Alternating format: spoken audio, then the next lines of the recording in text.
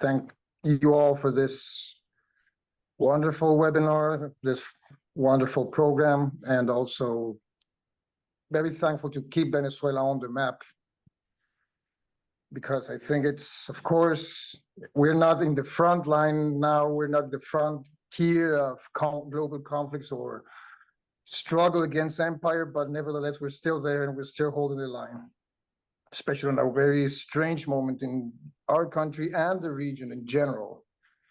So thank you very much. Happy to see many known people, also friends. I must say that I'm talking through my phone, so sometimes I'm not able to see the chat or reply, but I've seen some greetings there, so greetings to all.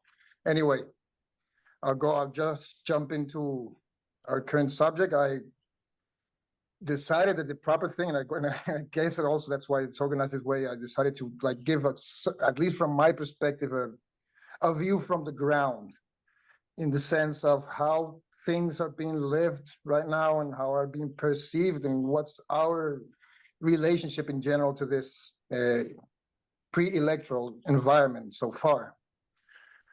So that's the first thing we have to talk about, and it's quite interesting. We can find some very strong differences of previous electoral moments, and of course it has to do with the social and economic context. And also something else which I will further elaborate. This is the first time we don't have a highly festive, highly insanely mobilized, overwhelming climate. It's actually rather pretty low-key if you can contrast it to any of the previous ones, including the Essequibo one, that was our latest electoral moment. This has to do with many things that are, of course, related firstly to the sanction regime we've gone through, to the practically decade we've also survived of many sorts and styles and templates and rationales of conflict, hybrid warfare, if you will. I'm not going to develop the concept this time. Don't think it's necessary either. I think it's a staple word now. But we have to say firstly that Venezuela prevailed. The U.S. lost in a let's call it a asymmetrical equation. They didn't reach their own goals, aims, or objectives. They were the superpower. They were the ones who declared what they were going to do, and they failed. So that first headline, I think it's very important to never lose from sight. But secondly, there's something else. One thing, it's a war environment, complex post-modern war, whatever, and a post-war environment is quite a different thing. And as we are also discovering the same way we did with the previous experience, we are in some sort of post-war moment that we don't feel now the immediate effects of sanctions. We don't feel the immediate, more superficial wounds of sanctions, of guarimbas. I think all of you know what guarimbas are, but anyway, all these colored revolution coded unconventional warfare tactics they use to accelerate conflict and to force a regime change delivered by Venezuela properly instead of the US because it's cheaper. So we're now at a stage that many things are quite frankly under control, even more than during the Comandante Chavez years. And I'm talking specifically about two things. I'm talking about economy, domestic economy in this case, but also media environment. Also, it's, quite different. This has to do for many reasons, but one of them I would like to expose, to show you, it's basically the new consensus that currently exists, which are highly pragmatical and highly functional too, and I think also they're highly beneficial, regardless of course, what to desire of expect that things should be. I'm talking about how, for example, we have reached the lowest number in inflation, how our problem, it's not a shortage of goods. or access. It's basically something that has a lot to do with the global dynamic, which is the value of our currency, hence the value of salary.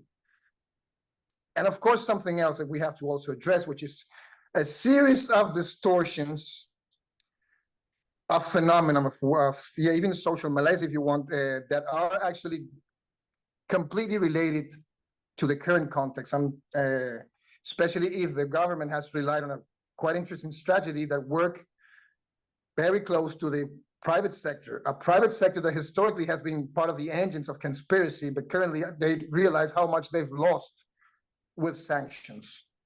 I think this is an important element also because it kind of changes the equation of resistance, call it that way.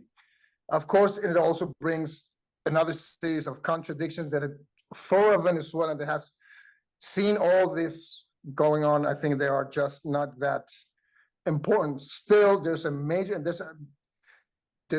are two major effects of this moment that I think we have to take into consideration. First of it, it's political erosion, I think, as in political involvement from the majorities. And people are really tired of conflict, but they're really tired also of politics itself as a general thing. I'm not saying about Chavista politics, I'm not saying opposition politics, I'm saying politics in general. And this has a direct effect, it is a direct effect from sanctions. People are jaded. We also have terrible communications outcomes from every side, and that also, I mean, doesn't help what people love to call the narrative right now, but I think it's also not that important. Still, I think this all talks about these deeper layer of wounds, of scars, from our survival of this 10-year misadventure. And that doesn't mean that people are not aware. I mean, this is still a highly political conscious population, but with these kind of catches, I mean, this kind of emotional woes because things have certainly improved very much, but we're not right there. We're not that close to shore yet. And we also saw even moments that we were even closer. I mean, the Venezuela se arregló meme was one of those, but it lasted not too long. The other thing is that I think this is also quite obvious, but you have to mind that one of these explanations has to do with the Tocqueville effect, the Tocqueville paradox, if you will. You see, things have improved, but as they improve more than the previous stages, the demand of approval in general actually intensifies. So also frustration intensifies too. So we're probably in that moment, I think, basically because people are able to demand even more or ask for or expect more from economic approval, social stability, political moment, daily life, which was the central battle of each and all Venezuelans. So in that sense, that kind of explains a bit how things are. And that also explained the niche that Maria Corina Machado is trying to exploit right now through his proxy crash test dummy candidate, poor little Edmundo González Urrutia, former diplomat, a very third-tier, third-rate diplomat with no actual political participation before. So that kind of resembles the Guaido moment. But he's even further away of the limelight than Guaido was before he became suddenly president. But of course, it tells you a lot of things about how the correlation of forces is actually operating. I mean, it's funny how Radicat, her introduction, basically said it how it is. I mean, the main competition is between Nicolás Maduro and Maria Corina Machado, but we have the particular situation that Maria Corina, it's not formally or legally a presidential candidate.